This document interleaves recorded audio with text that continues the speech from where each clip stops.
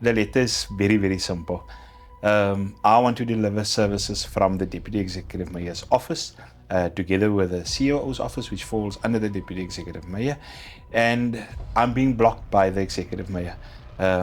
Unfortunately, that is the case. That's the truth of the matter, and I just feel that we cannot let politics prevent us from delivering basic services to our residents, to our ratepayers. Good day and welcome. And today we have an exciting episode with the Deputy Executive Mayor of Nelson Mandela Bay, Councillor Gary van Niekerk. Sir, how are you? I'm awesome, man. Awesome. I've been following you on your road to City City Hall, Hall. and I must say I've enjoyed the content, and it just provides a different perspective from in terms of politics. And I thought I can lend my voice to the whole road to City Hall thing that you are doing. Thank you so much. So, oftentimes people would say they need this done, but they don't, or others would come up and they'll say what they will get done. So, I think that the reason why I appreciate this so much, whereby you can give us a almost behind the scenes of how things actually work and how to implement them. So, briefly walk us through what your commitment would be with the City Hall and how you will include viewers on a consistent basis. Thanks, Lucian. Lucian, I'm the Deputy Executive Mayor. I'm also a councillor of Nelson Mandela Bay. And I'm here to chat about to all your viewers and chat about the role of the municipality and also the role of councillors. And then lastly, I want to make that commitment to our residents of Nelson Mandela Bay as well as your viewers, that I will be here weekly, explaining how everything works, the purpose of government, and so forth, and the challenges that we face as government, as well as the challenges faced by our communities, and just educating your viewers when it comes to government, local government. I know we have many plans going forward. However, share with us what is one of the biggest challenges on your desk.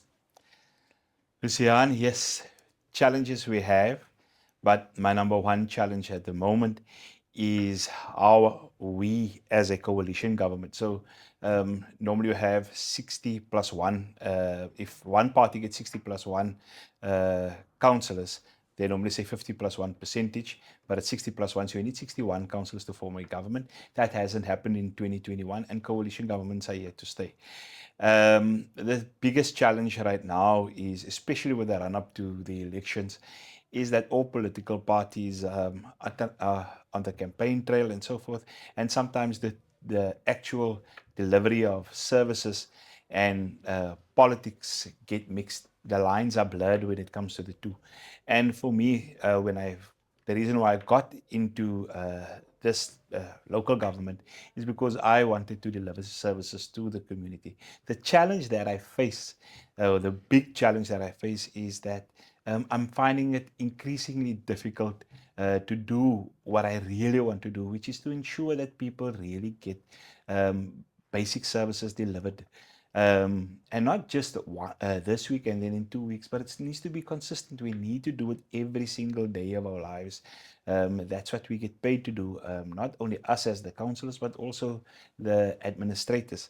And I've now undertaken to write to the provincial officials to tell them about how difficult it is. We recently had a visit from the Deputy Minister of Cocta, together with the MEC of Cocta, where they came and addressed us as the mayoral committee, where we also had the officials present, and they said they'll be back here within a few weeks, and it's coming anytime now.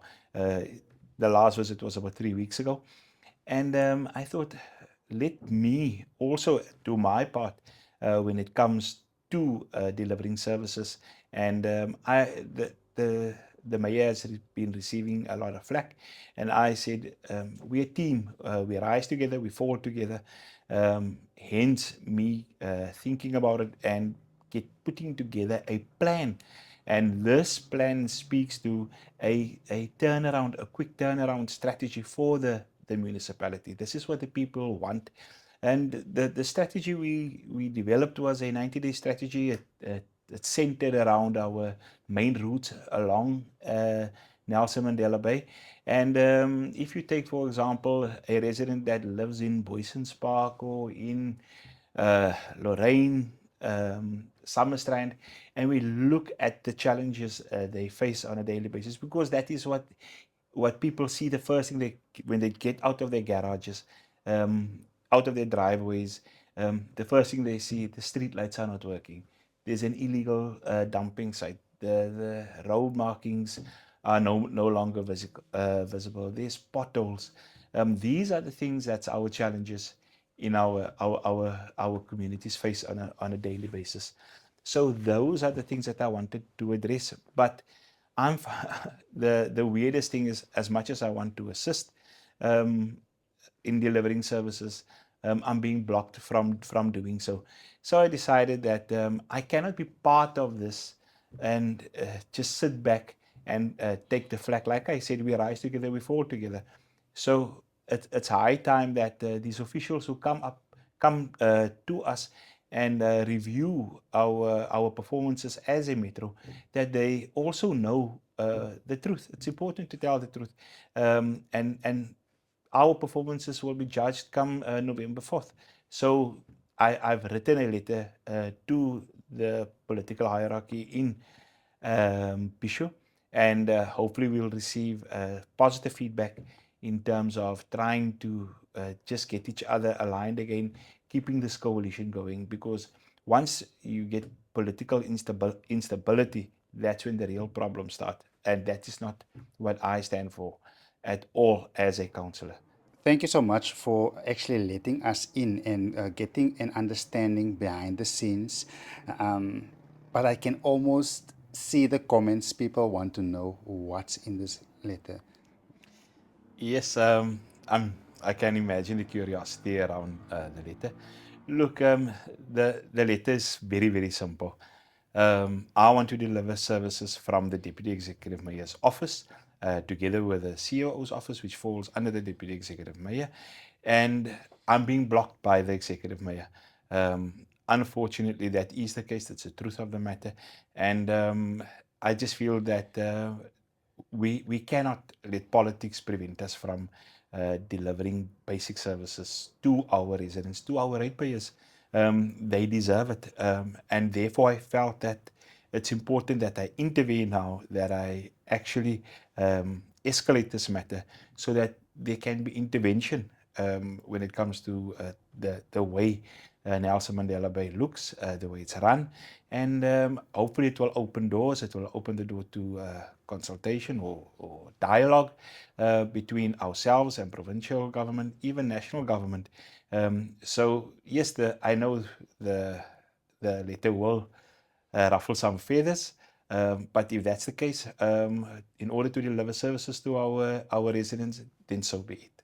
Luciano, I also think this platform, the Road to City Hall, is a very good platform where residents of Nelson Mandela Bay can raise their challenges, and I will also in turn then reply to those challenges to ensure that services do get delivered to the residents of Nelson Mandela Bay.